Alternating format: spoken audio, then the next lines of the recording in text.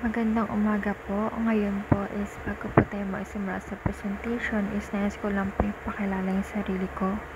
Ako po si Marshall C. Cabaldo from BSN Shop 101.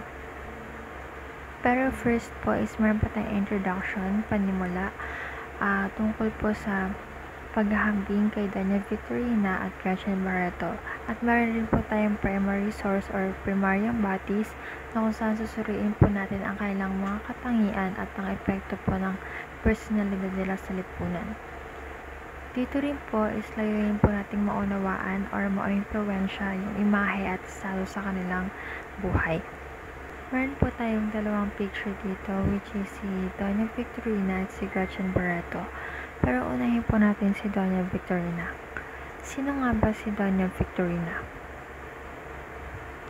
Si Doña Victorina po or si Doña Victorina de Espadaña, isa po siyang kilala sa nobelang No Limitang Rey Jose Rizal. Isa po siyang babaeng punong-puno ng ilusyon. Ipinagmamalaki niya po na siya ay isang Kastila. Kaya po yung mga pagsasalita niya is nabaluktot na po ng Espanyol. Para sa kanya po kasi is yung mas mataas po yung antas ng ibang dayuhan kaysa po sa mga Pilipino.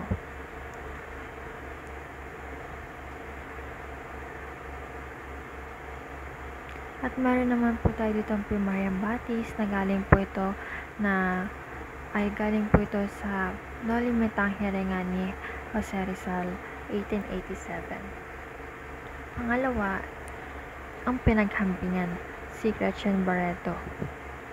Si Gretchen Barreto po, kaya ko po siya naihambing kay Doña Victorina kasi po siya, isa po siyang artista at socialite na kilala sa marangyang pamumuhay. Isa po siya sa mga controversial na personality sa showbiz. Tsaka madalas po kasing pag-usapan yung mga pakikisalamuha nila sa mayayamang negosyante at alta sosyedad. Tsaka palagi rin pong elegante yung pananamit niya at mataas po yung standards niya pagdating sa buhay. Kaya po siya napag-compare ko siya kay Doña Victorina.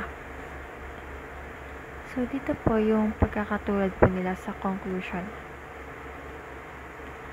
Pareho po silang mas mahalaga po yung panlabas na anyo tsaka yung pakikisalamuha sa mayayaman.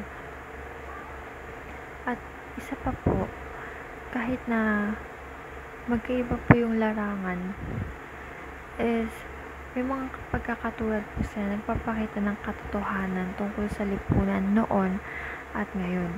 Kumbaga pareho po talagang mataas at pagpapahalaga po ng panlabas na anyo at estado sa lipunan. At sa huli po, meron po tayong sanggunian. At yun lamang po. Maraming salamat.